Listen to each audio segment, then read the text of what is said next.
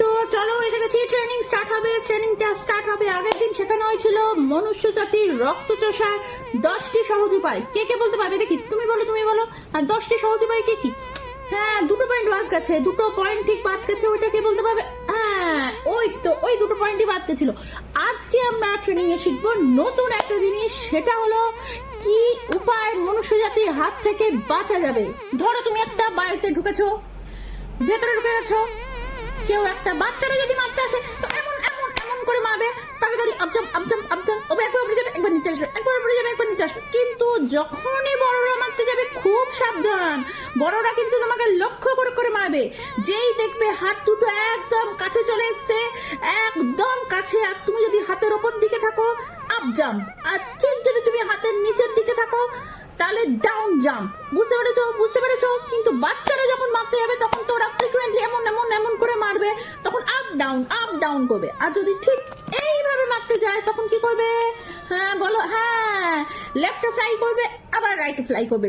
নয় এরকম ভাবে মারলে একবার লেফটে চলে যাবে, একবার রাইটে চলে যাবে। কিন্তু প্র্যাকটিস করতে হবে। শুধু ওরা প্র্যাকটিস করো, জোরে এদিকে ওদিকে এদিকে ওপরে নিচে আপ ডাউন, ওড়ো শুধু উড়ে যাও। ওরা প্র্যাকটিস না করলে তোমরা মনুষ্য জাতির কাছে ধরা পড়ে যাবে, আর যেটা হবে মশা জাতির অপমান। সুতরাং প্র্যাকটিস না করে কেউ কোনো দিন কোনো মনুষ্য জাতি বাড়িতে ঢুকবে না না না। আর এইটা দেখো, এই যন্ত্রগুলো দেখলেই উড়ে পালিয়ে যাবে, দূরে কোথাও চলে যাবে। এই যন্ত্রগুলোর ধারে কাছে যাবে না। এই যন্ত্রগুলো এখন আমাদের শেষ করে দেওয়ার জন্য উঠে পড়ে লেগেছে। সুতরাং এই যন্ত্রগুলোর ধারে কাছে যাবে না, দেখলেই উড়ে পালিয়ে যাবে বা নিচে কোথাও ঘাপটি মেরে বসে থাকবে। এই যন্ত্রগুলো থেকে খুবই সাবধান। এবার নেক্সট ট্রেনিং হচ্ছে তোমরা কিভাবে মশারি টাঙানো সত্ত্বেও মশারি ঢুকে যেতে পারো। হ্যাঁ, এটার জন্য কয়েকটা ট্রিক্স আছে, সেই ট্রিক্সগুলো মনে করে মাথায় রেখে দাও। এবং সেইগুলোই, কারণ ওই রাত্রিবেলাটা মশারির ভেতরেই তুমি ভালো করে রক্ত চুষে একেবারে মোটা সোটা হয়ে বসে থাকতে পারবে। এটাই হচ্ছে মশা জাতির সবচেয়ে ভালো সময়। শোনো বলি তাহলে, আলো জ্বলাকালীন মশারির ভেতরে ঢোকা যাবে না। আলো যখন জ্বলবে তোমরা মশারির বাইরে ওয়েট করবে, মশারির ভেতরে ঢুকবে না। যে সবার শেষে ঢুকবে সে তো আলো বন্ধ করে ঢুকবে, ততক্ষণ তোমরা মশারির একটা কোণে চুপ করে বসে থাকবে। যেই দেখবে আলোটা বন্ধ হচ্ছে এবং লাস্ট যে আছে সে ঢুকছে, তখনই তোমরা রেডি হয়ে যাবে।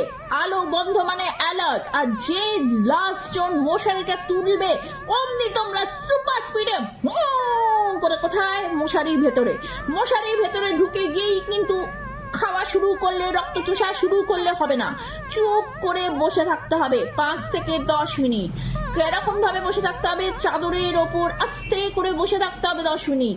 তারপর দেখবে সবার ঘুম চলে এসছে, সবাই ঘুমিয়ে গেছে।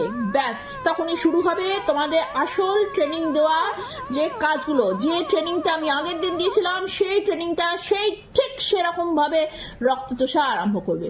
তারপর পেট ফুলিয়ে নিয়ে চুপচাপ বসে থাকবে। সকালবেলা যখন সবাই ঘুম থেকে উঠবে মশারিটা খুলবে, তোমরা পটপট করে বেরিয়ে যাবে। কতখানি তরি রক্ত খেয়ে নিতে পারো, ব্যাস সারা দিন একেবারে বিন্দাস থাকতে পারবে। আর আমি এখন একটা প্র্যাকটিক্যাল রক্ত চুষে দেখাবো, তোমরা সবাই মিলে দেখো।